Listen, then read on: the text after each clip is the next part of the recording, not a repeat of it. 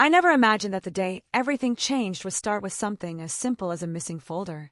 You know that sinking feeling when you open your laptop at work and something looks off? That quiet panic that hits before your brain fully understands what's happening?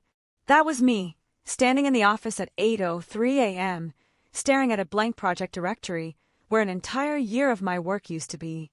12 months of research, documentation, testing, refined reports, and carefully organized files, gone, like they never existed. At first, I really thought it was some kind of system glitch. Computers mess up all the time, right? A restart, a cache issue, maybe a server rollback. But deep down something felt wrong, like the kind of silence before a storm. And then he walked in. My supervisor, the one person who should have taken this seriously. The one who always said, "Your work is the backbone of his project." But instead of surprise or concern, he just glanced at my screen like he already knew. He didn't even pretend to act shocked. He simply shrugged and said the words that hit me harder than the missing files. I deleted everything. Start over. No apology. No explanation. No hint of responsibility. Just a cold command, as if a year of my life meant nothing. I remember standing there frozen, my breath stuck in my chest. I wanted to ask why. I wanted to shout at him. I wanted answers, but I couldn't even find my voice. All I could hear was my heartbeat pounding in my ears. He didn't stop to talk or check if I was okay. He walked away like he had just told me to refill a printer cartridge, and I was left staring at my empty folders, trying to make sense of what had just happened. The worst part wasn't even the loss of the files. It was the way he acted like he owned my time, my effort, my life, like all of it was disposable. I kept asking myself how someone could do something so cruel and still be so calm. It didn't make sense. None of it did. The project wasn't small. It wasn't something you could rebuild in a few days. This was a long-term assignment the company had been preparing to launch. It involved competitors, sensitive deadlines, internal presentations, everything that required careful timing. And my part wasn't just one piece of the puzzle. It was the entire foundation. Without those files, everything stalled. Everyone knew my work held the project together. So why would he just wipe it out? I sat there for almost an hour replaying the moment in my head, hoping someone would tell me this was some kind of mistake. But nothing changed. No one came. No one explained anything. And he avoided me the whole morning, like he was hiding something. It made my stomach twist. Something about it felt intentional. But I kept quiet. I didn't want to create trouble or make accusations without proof. So I tried to breathe, try to stay calm, and try to figure out what to do next. I told myself that maybe he had a reason, maybe he acted under pressure, maybe there was something behind the scenes I didn't know about. I wanted to believe it was all just a misunderstanding, until something strange happened. Around noon, while I was still trying to recover whatever little data I could, my office phone rang. The caller ID didn't show a name, just a general number. At first, I ignored it, thinking it was a sales call or some internal transfer mistake. But it rang again, and this time something told me to pick it up. The voice on the other end was calm but urgent. "Is this the data analyst handling the product development reports?" he asked. I hesitated because he didn't sound like anyone from our company. His tone was too formal and too careful, as if he was choosing every word. I answered yes, but cautiously. What he said next made my entire body tense. "We need to speak with you. It's about your supervisor and your work. There are things you need to know." My heart skipped. Nobody outside the company should have known about my project, especially not a stranger. I asked who he was. The line went quiet for a second, and then he replied with 8 words that sent chills down my spine. "We're from your company's largest competitor." Just like that, everything inside me froze. My mind raced through every possibility. Was this a prank, a hack attempt, some scam? But his voice didn't sound playful or random. It sounded serious, controlled, prepared, like he already expected my confusion. I asked him what he wanted, trying to sound confident even though my voice shook slightly. And he said, "We've been monitoring your project for months. Not you, your supervisor. We believe he's been sharing internal information. You may have been affected without knowing." My throat tightened, and I could feel my heart beating in my palms. I didn't know whether to hang up or listen. Was my supervisor involved in something illegal? Was my work used without my knowledge? And most importantly, was the file deletion part of a much bigger plan? The man continued talking, explaining that their team had noticed sudden inconsistencies, unusual data patterns, and internal leaks that seemed connected to our department. He said they tried to warn someone in management but were ignored. And now, after seeing the sudden disappearance of my year-long work, they believed I was the only one who didn't know what was going on. I felt dizzy. My supervisor deleting my files, competitors calling me, leaks, patterns. Everything suddenly had a shadow of danger I never expected to be part of. My job was supposed to be normal, simple, quiet, but now it felt like I was standing in the middle of something I didn't understand. I asked him what exactly he wanted from me, and he said something that made my entire office feel smaller, like the walls were closing in. "We can help you. But first, you need to know what your supervisor has done and what he plans to do next." Before I could respond, before I could even process what that meant, he added one more thing. "And whatever you do, don't tell him you received this call." That was the moment I realized this wasn't just about deleted files. This was bigger, darker, and more dangerous than I ever imagined. And the worst part, my supervisor had stepped into the room behind me, quietly, like he knew something was happening, and he was watching me with an expression I had never seen before. And that's where everything truly began. I froze when I saw him standing behind me.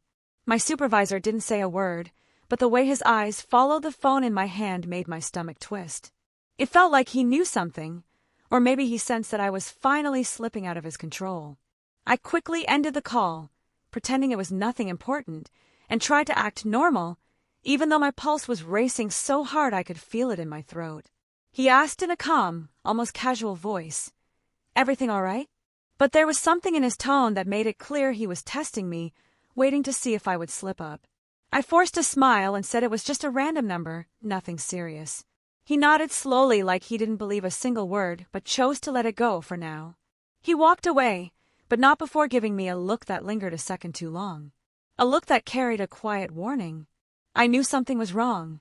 I knew that whatever was happening wasn't a simple office problem or a misunderstanding. The deletion of my year's work, the strange call, the way he was watching me, it all felt connected in a way I couldn't understand yet. And the more I thought about it, the more a heavy feeling settled in my chest. Something had been happening behind the scenes long before today, and I had been completely unaware. As the day went on, my mind kept circling back to the past year. I tried to remember anything odd, anything unusual that could explain what was happening now. At first, everything seemed normal.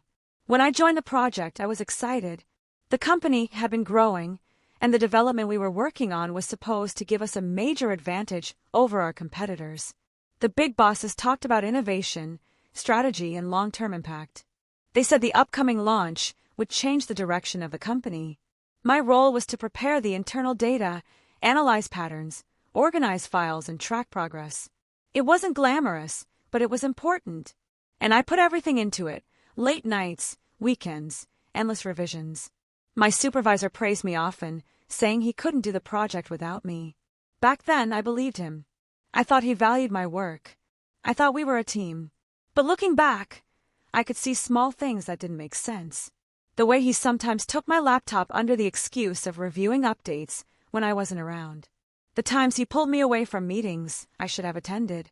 The day he told me not to send a report directly to upper management because he wanted to check it first. I had brushed those moments off, telling myself he was just being thorough. Now I wasn't so sure. I remembered one moment clearly, one that felt different now. Months ago, I walked into the office earlier than usual and saw him sitting at my desk, going through my files. He jumped slightly when I came in, then covered it with a smile and said he was checking something urgent for the project.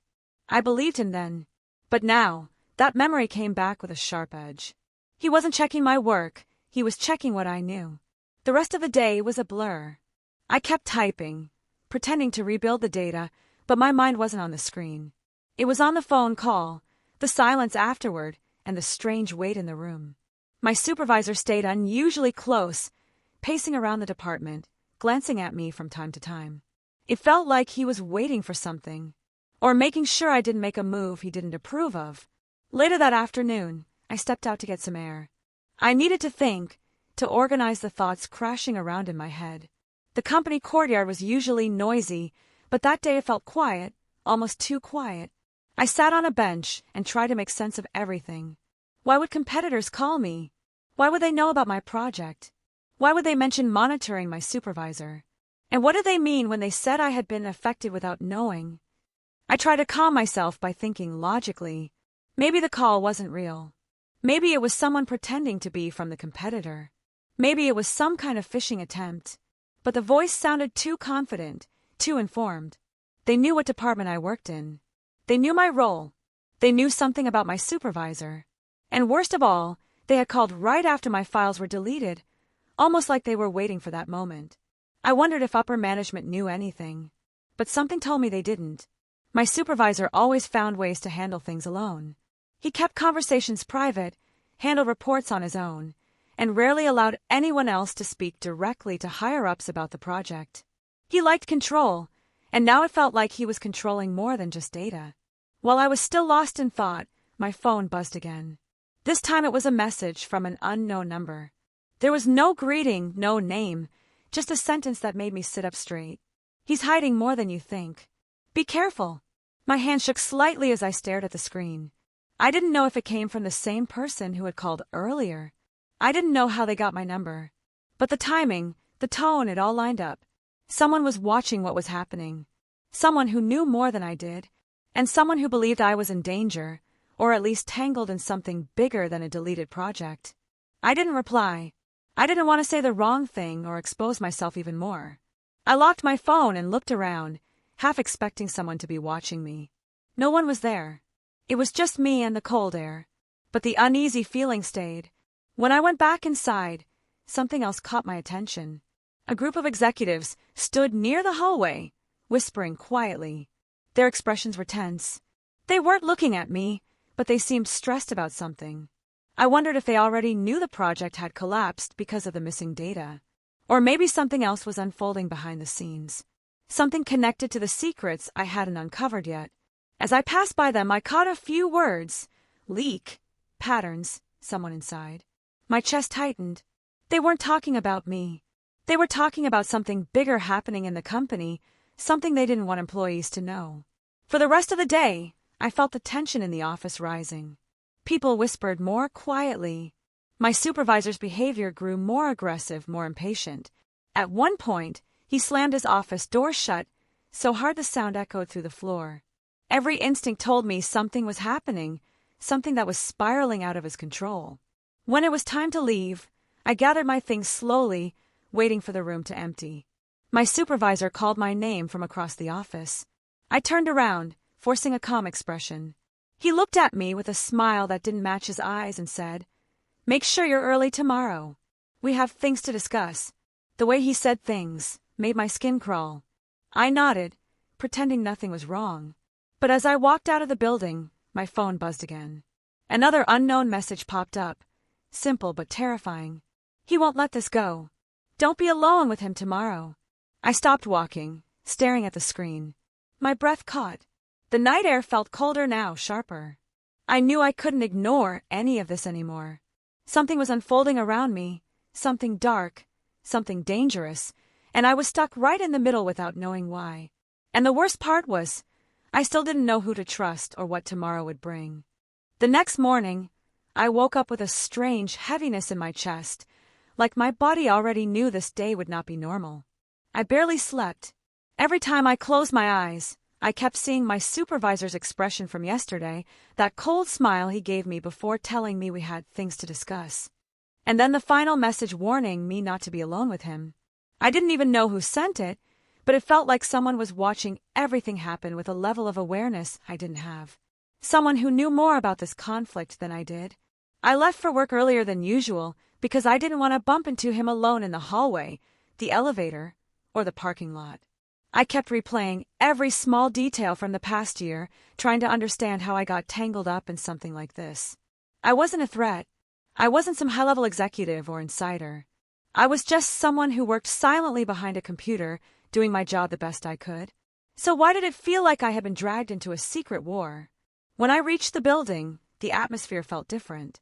Something in the air was tense, as if everyone felt the shift but no one wanted to talk about it. People kept their heads down, typing faster, avoiding eye contact. It wasn't normal office energy. It felt like everyone was waiting for something to break. I sat at my desk and opened my laptop, pretending to continue rebuilding the data, though I barely touched anything. I kept glancing around, waiting for my supervisor to walk in. But he didn't show up at his usual time. It wasn't like him to be late. He was always the first one in, the kind of person who liked to appear more dedicated than everyone else. His absence only made me more nervous. About an hour later, one of my coworkers whispered that he had been called upstairs to a meeting with the executives. Nobody knew why, but the rumor spread through the floor quickly. Some people said it was about the delays in the project. Others said management discovered inconsistencies in the reports. Someone even whispered that the competitor had exposed something. I didn't know which version was true, but my heart started pounding harder. If the company had uncovered leaks, then maybe the call I received wasn't a trick. Maybe the competitor really had information that could bring everything crashing down. I tried to stay focused, but my mind was running in circles. Should I tell someone about the call? Would they think I was involved? What if I made things worse? The last thing I wanted was to be caught in the middle of accusations I didn't deserve. But staying silent kept pulling me deeper into the unknown. Then, just when I thought I might be overthinking everything, I got an email from an internal address I didn't recognize. It was short, only a few sentences. You aren't imagining things. He has been passing information outside. The deleted data was part of the cover-up. Don't trust him. Someone will contact you soon. I stared at the screen, my pulse thudding in my ears. The message didn't explain anything clearly, yet every line felt like a piece of a puzzle I wasn't ready to assemble. Someone inside the company knew what was happening. Someone was trying to alert me, under the radar. But why me? Why not report it directly? The lack of answers made everything more confusing. Around noon, he finally came back. My supervisor walked into the office with a stiff expression, the kind that hides something beneath the surface. His usual confidence was slightly cracked. He avoided eye contact with almost everyone, but his eyes landed on me for a split second, and that was enough to send a chill through me. He didn't look angry. He looked pressured, like someone had cornered him somewhere out of my sight. But I couldn't tell if he suspected me or if something else was eating at him. He called for a quick department meeting, which was unusual. Our team gathered around, waiting for him to speak. He cleared his throat, and in a shaky tone he tried to hide, said the project was undergoing a strategic reevaluation, and that delays were expected but manageable. He tried to reassure everyone, but his voice lacked the confidence it normally carried. Then he glanced at me again in a way that made my skin crawl. After the meeting, he called me into his office. My stomach dropped. This was exactly what I didn't want, being alone with him. But I couldn't refuse without raising suspicion. So I stepped inside carefully, keeping a safe distance from his desk. He closed the door behind me, too slowly, like he wanted me to hear the click of the lock. He didn't sit down. Instead, he leaned against the desk, arms crossed, watching me. His eyes searched my face for a reaction before he said, "You've been acting strange." I tried to stay calm, just stressed about the deleted files. He nodded, though I could see he didn't buy the excuse entirely. "I need you to stay focused. No distractions. And don't speak to anyone outside the department about the project." Not a word. Something in his tone made it clear this wasn't just a professional instruction. It was a warning. I left the office with my heart pounding. I didn't know what he knew or what he suspected, but it felt like he was tightening his grip. The tension around this conflict was growing thicker, stretching into every corner of the office like a shadow nobody wanted to see. Later in the afternoon, I stepped outside again to breathe. My hands were trembling without me even noticing. I kept asking myself why all of this was happening. Why would my supervisor sabotage the project? Why involve competitors? Why put the whole company at risk? As I stood there, my phone vibrated again, another unknown message. "He's more desperate now. They questioned him today. He won't let you get in the way." I swallowed hard. So management had confronted him. That explained his strange behavior. But the warning felt heavier this time, sharper, like things were reaching a dangerous point. Then, a second message appeared right after. "We need to meet. Tonight. Somewhere safe." My breath caught. A meeting? With who? The competitor? The insider? And how was I supposed to know if any of this was real or a trap? I stared at the messages, torn between fear and determination. The conflict wasn't just about deleted files anymore. It was about secrets, lies, and things happening in the shadows of the company. And somehow, without meaning to, I had been pulled into the center of it. As the workday ended and people packed up, the hallways felt colder, quieter, as if the entire building knew something was coming. I stood by the elevators, looking at my phone, debating my next move. If I ignored the message, I stayed in the dark and possibly in danger.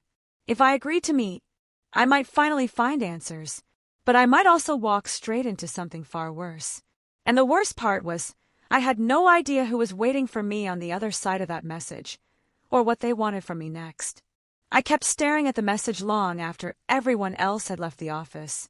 The building had gone quiet, the kind of quiet that amplifies every small sound. Footsteps, elevator doors, the hum of lights. I felt like I was standing at the edge of something I couldn't see, but could definitely feel. A meeting tonight, somewhere safe. It sounded risky, but at the same time, avoiding it felt even more dangerous. I needed answers. I needed to know why my supervisor erased everything, why competitors were involved, and why I was suddenly caught in the middle of a conflict I never asked to be part of. As I made my way to the parking lot, the air outside felt heavier, almost like it was warning me to turn back. I checked my phone again for details, but there were no new messages. No time, no place. Just the words, "We need to meet." I didn't like the vagueness. It made me feel like someone was watching my movements, waiting for the right moment to send the next instruction. And part of me wondered if they were already nearby. While I was driving home, I kept glancing at the rearview mirror. I couldn't shake the feeling that a car behind me was following at the same distance for too long. Maybe I was imagining things. Or maybe this conflict had already reached a point where nothing felt normal anymore. When the car turned away at the next signal, I allowed myself to breathe, though not fully. Too much was happening too fast. Once I reached home, I sat in the living room without turning on the lights. I didn't want to feel exposed, not when I wasn't sure who was watching. I kept my phone on the table, waiting. Minutes passed slowly. My mind raced through all the pieces of a story, my supervisor's strange behavior, the deleted project files, the tense meeting with the executives, the warnings from unknown numbers, the competitor's mysterious call. Every detail seemed tied together, but I couldn't see how. It was like being in the middle of a puzzle without knowing what the final picture looked like. Finally, at almost 9 p.m., my phone vibrated. Parking level C, southwest corner. Keep your phone in your pocket. Come alone. I stared at the message, my breath catching. Level C belonged to a public underground parking area near my office, usually empty at night. The southwest corner was the darkest part of the level. Whoever sent this wanted privacy, or they wanted me isolated. Either way, if there were answers, they would be there. For a moment, I considered ignoring it. I considered pretending none of this was happening and staying home. But then I thought about the way my supervisor looked at me. I thought about the warnings. I thought about how the company was already cracking under pressure. And deep down, a voice whispered that avoiding the truth only made me more vulnerable. So I left. The drive to the parking structure felt unreal. The streets were quiet, the air thick with humidity. My heartbeat matched the rhythm of the turn signals. When I reached level C and drove down the ramp, the silence felt almost unnatural. The lights flickered slightly, casting shadows along the walls. I parked near the middle and stepped out slowly. The southwest corner was far from the cars, tucked behind 2 concrete pillars. I took a deep breath and walked toward it, each step echoing across the empty space. I kept my hands steady even though my legs felt weak. When I reached the corner, someone stepped out from behind a pillar. It wasn't who I expected. It wasn't the person who called from the competitor. And it wasn't someone from my company either. It was a woman I had never seen before, mid-30s, calm expression, sharp eyes that looked like they missed nothing. She was dressed simply. No badges, no identifiers, nothing that tied her to any company. She looked like someone who blended in during the day and disappeared at night. She held up her hand, signaling that she wasn't a threat. "You came," she said quietly, her voice steady. "Good. We don't have much time." I stayed a few feet away. "Who are you?" She shook her head. Not important. What matters is that you're in danger, more than you realize. She glanced around the empty parking area before stepping closer. Your supervisor has been under investigation for months. Not officially. Not by your company. By people who noticed your project files were being duplicated and sent out. My breath hitched. Sent out? To who? She looked at me with a focus that made my skin crawl. Competitors. Investors. Third parties. Anyone willing to pay.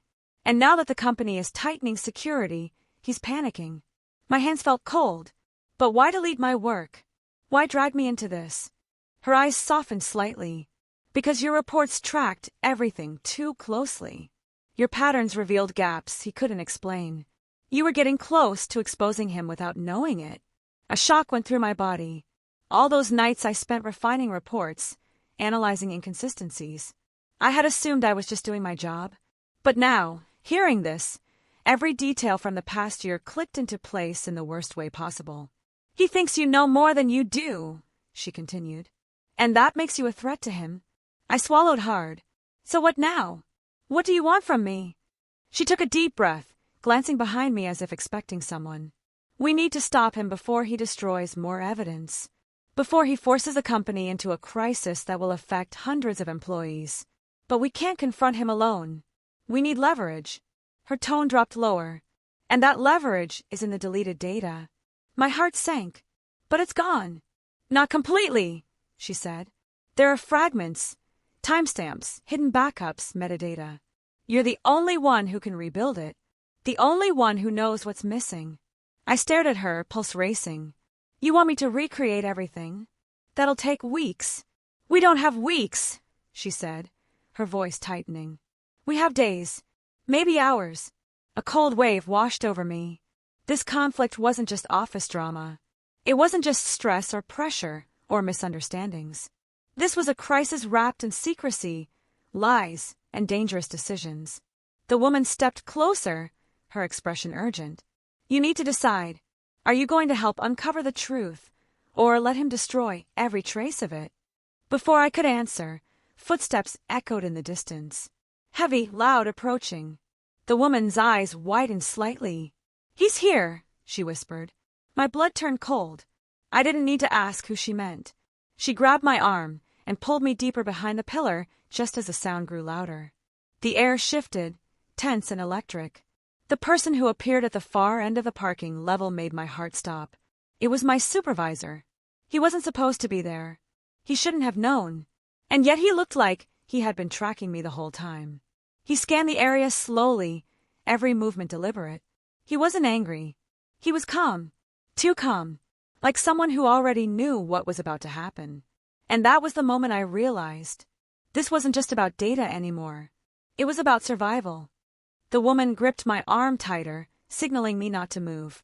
My heart hammered against my ribs as my supervisor stepped further into the dim parking level. The way he walked, slow, steady, almost rehearsed, made it clear he wasn't just looking around. He knew someone was here. Maybe he even knew it was me. The air felt colder, like the walls themselves were holding their breath. I tried to stay calm, but a dozen questions rushed through my head. How did he find this place? How did he know I'd be here? Had he been tracking me all day without me realizing? The woman beside me was tense, her eyes fixed on him, as if she already expected this sudden turn. But the fear in her eyes wasn't just fear, it was calculation. She was trying to predict his next move. He paused near my car and looked directly at the spot where we were hiding, almost like he could sense us. I held my breath, terrified he would walk toward us. But then, suddenly, his attention shifted to his phone. It buzzed, and he answered immediately. His voice echoed across the empty parking level. "They contacted you," he said, his tone sharp but controlled. "No, I have it handled. Trust me." I felt a cold shock travel through me. He wasn't talking to someone random. The tone of his voice, firm yet submissive, hinted that he was reporting to someone. Someone higher. Someone he feared. The woman listening beside me stiffened. Her lips parted slightly, like she recognized the voice on the other end of his call. She leaned in closer and whispered so softly it was barely a sound. "That's not who I expected." Before I could ask what she meant, my supervisor continued. We'll move ahead with phase 2. The backup is still hidden. They won't find it. The woman's eyes widened, and she mouthed, phase 2? It was clear she hadn't heard of such a phase. Whatever she knew, this was new. This wasn't just another layer in the conflict.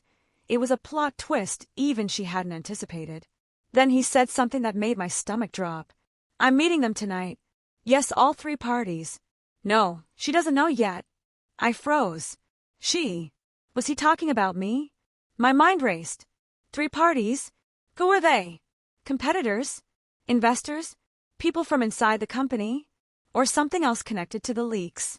The conflict that already felt overwhelming suddenly grew into something far bigger, darker, and more unpredictable. The woman slowly released my arm and took a step back, trying to process the new information. This is worse than I thought, she whispered. Much worse. What's happening? I whispered back, my voice shaking. She didn't answer immediately. Her eyes stayed locked on my supervisor, her brows tightening.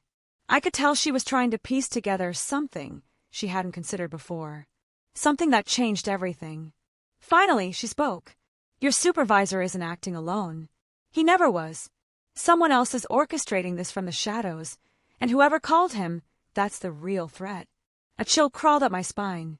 I thought the main conflict was between us, the project, and the competitor. But now I realized I was standing in the middle of something layered far beyond what either of us had understood. My supervisor ended his call and slipped the phone into his pocket. He didn't leave immediately. Instead, he approached my car again and touched the handle lightly, almost thoughtfully. It was a strange, unnerving gesture, like he wanted to confirm I had been there. Or like he was expecting me to return. We have to leave, the woman whispered urgently. But before we could move, another phone buzzed hers. The sound echoed louder than it should have in the quiet garage. She flinched and grabbed the phone quickly, her hand shaking slightly. She turned it over, her eyes scanning the message. Her face changed instantly. All the confidence she had earlier vanished. I swallowed hard, trying to read her expression. What does it say? She looked up at me slowly, her voice suddenly hollow. Someone just warned me. I felt my breath catch. They know I'm here. They know I'm with you. My heart sank. The stakes weren't just high, they were spiraling. Before I could react, her phone buzzed again. A second message appeared, and she read it with an expression that shifted from shock to disbelief. She whispered the words aloud, her voice trembling. You're looking at the wrong suspect. He's not the one you should fear. Someone else is in this. Someone closer than you think. My pulse kicked up so fast I struggled to breathe. A second twist. A new threat. Someone closer than we thought. Closer how? I whispered. She shook her head. I don't know. But if this message is right, your supervisor is only one piece of a story. We both looked toward him again, still pacing around my car, still waiting. But suddenly, he wasn't the scariest part anymore. He was predictable, controlled, monitored, but someone hidden, someone close, someone with access. That was far more dangerous. The woman turned back to me, her expression serious. We have to figure out who's pulling the strings before he meets them tonight. If we don't, everything, your data, the project, the company, is at risk. And me, I whispered. She hesitated, and that hesitation said everything. You're the key piece they're all watching, she said softly. And that makes you the target. I felt the ground shift beneath me. This wasn't just a conflict anymore. It was a web, and I was trapped in the center. Every twist tightened the threads around me, pulling me deeper into something I couldn't control. Then, suddenly, another sound echoed in the garage. The elevator dinged. Footsteps approached. Not his. Not hers. Someone else. And when the shadow appeared at the far end of the parking area, both of us froze. Not because we recognized the figure, but because we didn't. This wasn't my supervisor. This wasn't someone from the company. This was someone entirely new. Someone who walked with purpose. Someone who wasn't supposed to be here at all. And in that moment, the conflict expanded again, sharper and more dangerous, as the real mastermind quietly stepped into the story. The office felt too quiet when I finally stepped inside, like the walls were holding their breath. After everything that had happened, the deleted work, the fake accusations, the sudden interest from the competitors, I was standing in the one place I had avoided for days. I wasn't sure if I was ready for the final confrontation, but I knew there was no turning back. My supervisor, the man who caused all of this, was waiting. My heart thudded as I walked down the hallway, replaying the threats, the jealousy, the fear he tried to plant in me. But now there was something else inside me too, clarity. And proof. I pushed the conference room door open. He was already there, pacing with that restless energy he had whenever he knew something was slipping out of his control. He stopped when he saw me, forcing a smile that didn't match his eyes. He expected me to show up broken or desperate. He didn't expect me to walk in calm. He began with the same lines he always used when he was trying to flip the narrative. Listen, we can still fix this. I've talked to the director. If you just admit you mishandled the project, we can move forward. I didn't answer. I placed my bag on the table, slowly, letting the silence make him uncomfortable. He shifted on his feet. For the first time since this began, I wasn't the one nervous. Then I pulled out the USB. Everything changed in his face. He forced a laugh, pretending he wasn't shaken, but his voice cracked just enough for me to catch it. What's that supposed to be? The backups, I said simply. All the work you erased, and all the emails you tried to hide. He froze. I explained calmly how the IT department had helped me recover the logs, how security footage showed him accessing my system late at night, how the project files were never truly gone. I told him the director already knew.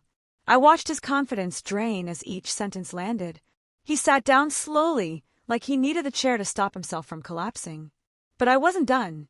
I told him about the call I received that morning from one of the competitors he claimed were after him. They weren't calling about him at all. They were calling about me. They had seen rumors spreading online about our project's sudden failure, rumors that strangely matched the internal stories he told people to make me look incompetent. They were curious, not about the drama, but about my work, the achievement he tried so hard to erase. That was when he snapped. He stood up abruptly, the panic finally breaking through. You don't get it, he said. I built that department. I kept everyone in line. If they pick you instead of me, I'm finished.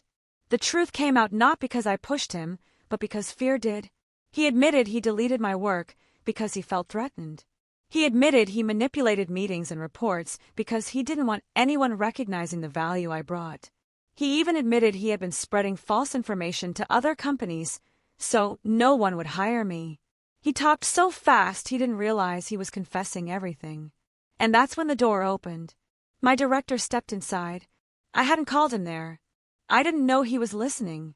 Maybe security had told him. Maybe he suspected more than he let on. But when he walked in, my supervisor's face went pale. The director didn't raise his voice. He just looked at him with disappointment that cut deeper than anger. He calmly stated the violations, the policies broken, the harm done. He explained that HR and legal would handle the rest. And then, without drama, my supervisor was told to gather his things. He left the room without looking at me. For a moment, the room felt strangely quiet again, like it had at the start of all of this. My hands shook, not from fear, but from the release of everything I'd been holding in. I had survived his sabotage, his lies, his power plays, and now the truth was out. But just when I thought things were finally settling, the director walked closer, folded his arms, and said something I didn't expect. I didn't know you were planning to leave, he said gently. I blinked. Leave? He smiled a little. You didn't think the competitors would call us for references without contacting us first, did you? I stared at him, confused. Then he explained it. The call I received that morning wasn't the only one. The competitor had reached out to him too. They wanted to verify my work history, my involvement in the project, my skills. They were interested in offering me a position, one that paid significantly more and included leadership responsibilities. They had seen the innovation in my work, the efficiency in my system design, the creativity in the details. The rumors weren't rumors. They were trying to understand why someone with such solid work suddenly disappeared from a major project. He said he gave them an honest picture, that I had been leading quietly but strongly, that most of the breakthroughs came from my ideas, that the project depended on me more than anyone realized. But then he added one more detail. They also asked if we were willing to match their offer. I froze.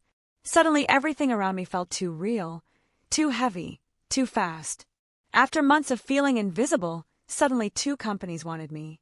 Suddenly my work had value again, not because someone approved it, but because its worth had been undeniable all along. I didn't know what to say.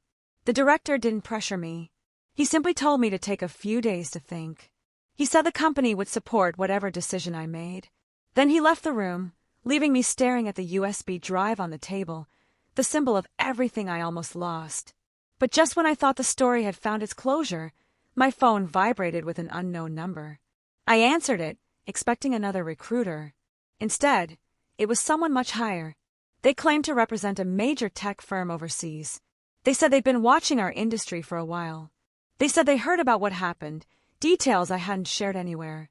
And then they said a line that sent a chill through my entire body. "We have information about your supervisor, and something you need to see." Before I could respond, the caller added, "This isn't just about your deleted work.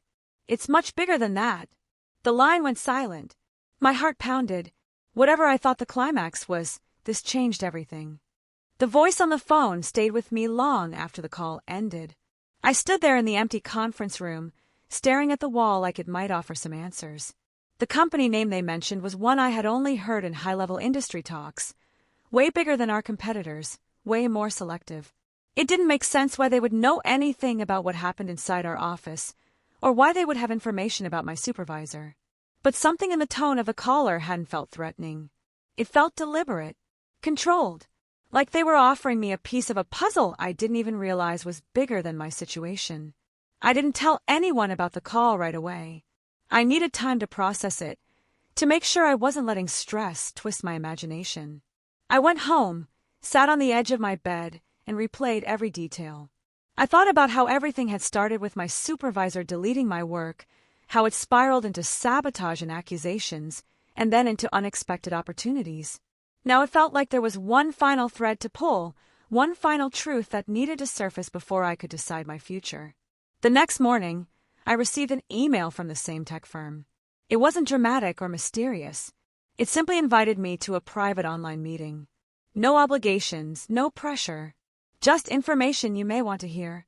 I accepted. The meeting room loaded, and 2 people appeared, one from their HR team, one from their research division. The research lead got straight to the point.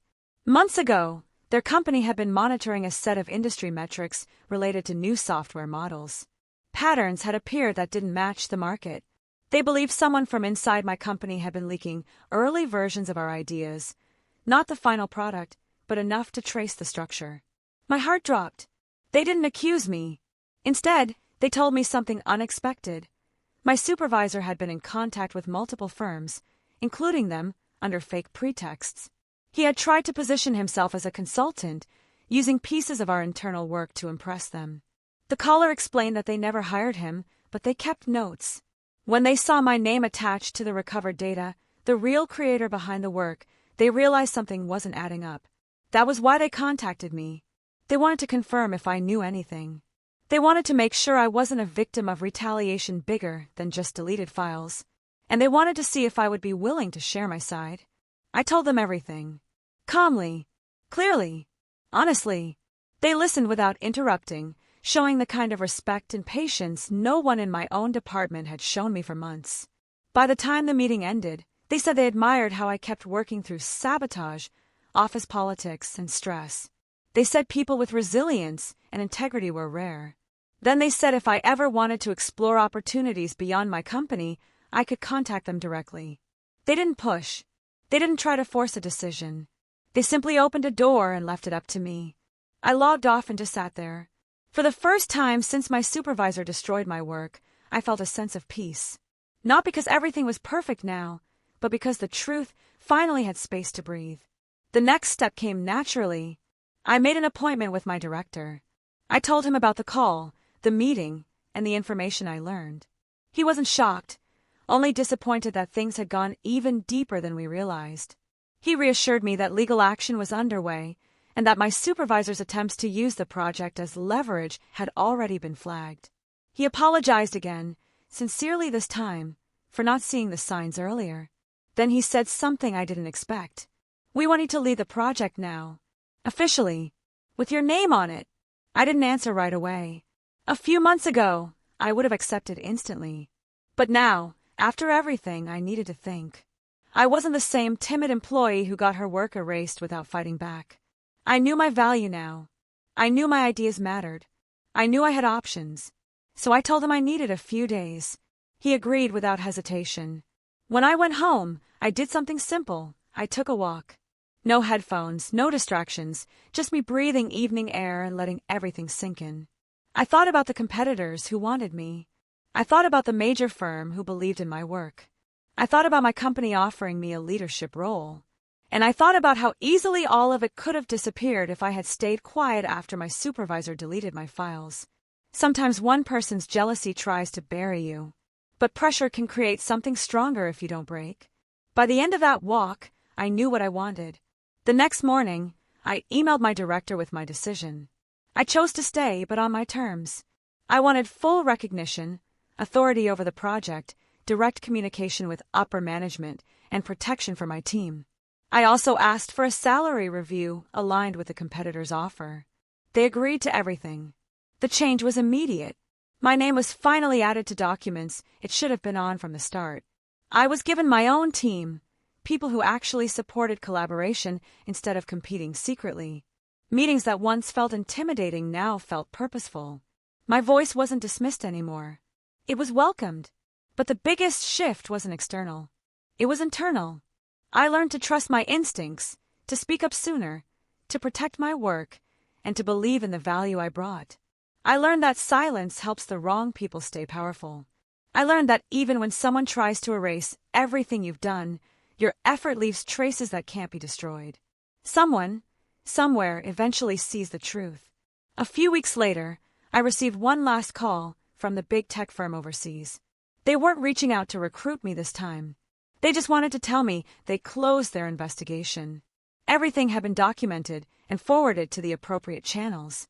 What my supervisor did wouldn't hurt anyone else again. Before hanging up, the caller said, "You handled this with more strength than most people would. Don't forget that." I didn't. The project I had built, piece by piece, finally reached its launch phase. And this time, when the announcement went out, my name stood right where it belonged. Not hidden, not erased, not minimized. And in that moment, standing in front of my team as we celebrated the milestone, I realized something I never expected at the beginning of this entire nightmare. Sometimes the people who try hardest to stop you end up revealing how far you're capable of going. I didn't just survive what my supervisor did. I outgrew it. And that was the real ending. Not the sabotage, not the deleted work, not the conflict. The real ending was the beginning of something better. A career I finally had control over. A future I chose. A confidence I earned. And for the first time in a long time, I felt free.